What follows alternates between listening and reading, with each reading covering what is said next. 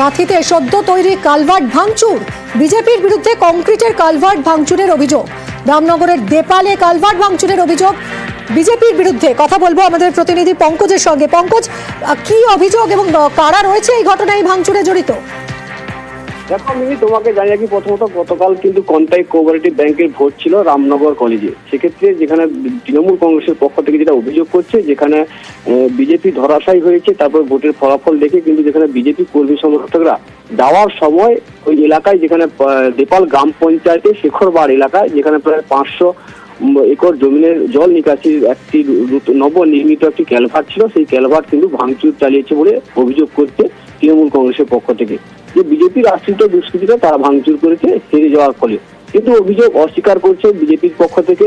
তুমি জানো, যেখানে কাঁথি কোঅপারেটিভ ব্যাংকের ভোট ছিল, সেই ব্যাংকের কেন্দ্র করে সেই হারের ফলে এমনটাই ঘটনা করছে বিজেপি বলে, এমনটাই কিন্তু তৃণমূল কংগ্রেসের দাবি। তবে বিজেপি এই অভিযোগ পুরো অস্বীকার করেছেন। তারা জানাচ্ছেন যে নিজেরাই ভেঙে নিজেরাই এইরকম করছে, যে নিম্নমানের ক্যালভার্ট তৈরি করছে তার জন্য ভেঙে গেছে, সেই অভিযোগ কিন্তু বিজেপির বিরুদ্ধে ঘটাচ্ছে বলে এমনটাই দাবি করছে বিজেপি। ধন্যবাদ পঙ্কজ। আজকে দেখেছিলাম যে এরকম করে দিয়েছিল, পুরো দেওয়ালের মতো ছিল দুপার সাইডে, আর এখন দেখছি যে ভাঙা ভাঙা।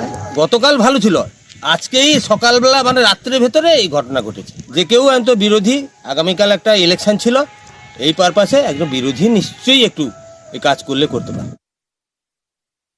প্রায় 500 চাষির মধ্যে জল বেরোনোর জায়গা, গতকালই তার কনস্ট্রাকশন কাজ শেষ করা হয়েছিল।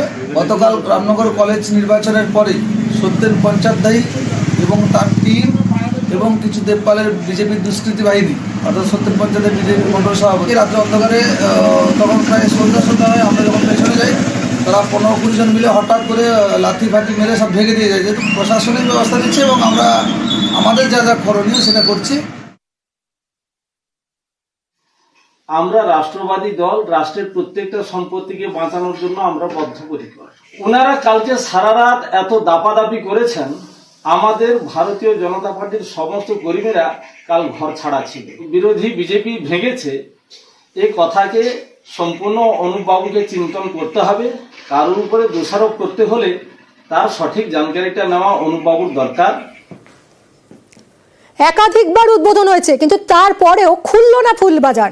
হাওড়ায় ফুলবাজার বিতানের একাধিকবার উদ্বোধন হয়। প্রথম উদ্বোধন হয়েছিল 26শে সেপ্টেম্বর 2022। দেখুন সেই ছবি। 300 কোটি টাকা খরচ করে তৈরি হয় ফুলবাজার। বারবার উদ্বোধন হয়। দেখুন, দ্বিতীয়বার উদ্বোধন হয় 23শে জানুয়ারি 2023, মানে ঠিক পরের বছরই। একবার 2022, 2023 পরপর উদ্বোধন হয়েছে, কিন্তু মার্কেট খোলেনি। এবছরের অক্টোবরেও পোস্টার পরে শুভারম্ভ 9 অক্টোবর 2024, সেই মর্মে পোস্টার দেখা যায়, কিন্তু বিতান খোলেনি। বারবার উদ্বোধনের পরও কেন তালাবন্ধ বিতান? কথা বলবো দেবাশিস আমাদের প্রতিনিধির সঙ্গে। দেবাশিস, 2 বছর আগে তৈরি হলেও আজও বন্ধ এই ফুলবাজার বিতান। অনেকে জানেনই না যে এরকম একটা ফুলবাজার তৈরি হয়েছে। অত্যাধুনিক ফুলবাজারেও চাষিদের সমস্যা এখনো মিটল না, বারবার উদ্বোধন হয়ে গেল। চাষিরা কি বলছেন একবার শুনি। নতুন যে মার্কেটটা হয়েছে আমাদের চাষিদের জন্য, সেই মার্কেটটা এখনো পর্যন্ত চালু হয়নি। এই মার্কেটটা চালু হলে আমরা চাষিরা ঝড় বৃষ্টির হাত থেকে বা রোদের হাত থেকে অনেকটা ছাওয়ায় নিরাপদে আমরা মাল বিক্রি করতে পারবো। আমাদের বেশ ভালোই লাগলো মনে মনে, যে বাসে যেতে হবে না, বেশ সাইকেলে হোক বা হেঁটে চলে যাব, ফুলটা নিয়ে চলে আসবো। কিন্তু কিছুদিন 4 দিন পর শুনলাম যে লোক যাচ্ছে না, ওই জন্যই মানে চালু হলো না। আবার যদি চালু হয় বলছে, পোস্টারিং চারিদিকে দেখা দিচ্ছে, হলে আমাদেরই হাওড়াবাসীর কাছে খুব ভালো হবে। কথা বলবো আমাদের প্রতিনিধি দেবাশিসের সঙ্গে। দেবাশিস, এতবার উদ্বোধন হলো, তা সত্ত্বেও খুললো না কেন এই ফুলবাজার? দেখো, এই প্রশ্নের উত্তর কিন্তু সাধারণ মানুষ থেকে শুরু করে ফুল ব্যবসায়ী, ফুল চাষি সবার কাছে। খুললো না কেন? তাহলে কি কোনো পরিকল্পনার অভাব ছিল? অবশ্যই পুরসভার তরফ থেকে বলা হচ্ছে, যতবারই আমরা কথা বলেছি এই বিষয়ে, তারা কিন্তু প্রত্যেকবারই আশ্বাস দিয়েছে যে 6 থেকে 7 দিনের মধ্যেই নাকি খুলে যাবে।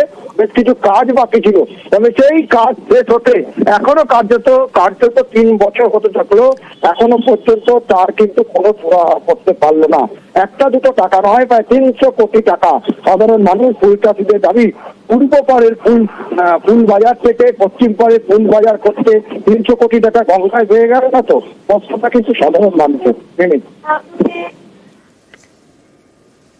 এখানে কিছু আমাদের আর টুকরো কাজ বাকি আছে, সেই কাজটা আমাদের যখন এই প্রসেসিং পার্টটা কমপ্লিট হয়ে গেলে, কারণ আমরা মেন যেটা চাইছি সেটা হচ্ছে যে ফুল মানুষ যে ওয়েস্টেজ হয়, ফুল ফেলে দেয়, সেইগুলোকে আমরা ইউটিলাইজ করে, আপনারা দেখবেন বিভিন্ন জায়গায় গঙ্গার জলে ফুল ফেলে দিচ্ছে, ভাসিয়ে দিচ্ছে, আমরা ওই ফুলগুলোকে প্রসেস করে একটা ইউনিট করতে চাইছি, এবং মানুষ যে ফুল ধরুন বিক্রি করতে পারলো না, সে একটা কোল্ড স্টোরেজে রেখে দেবে।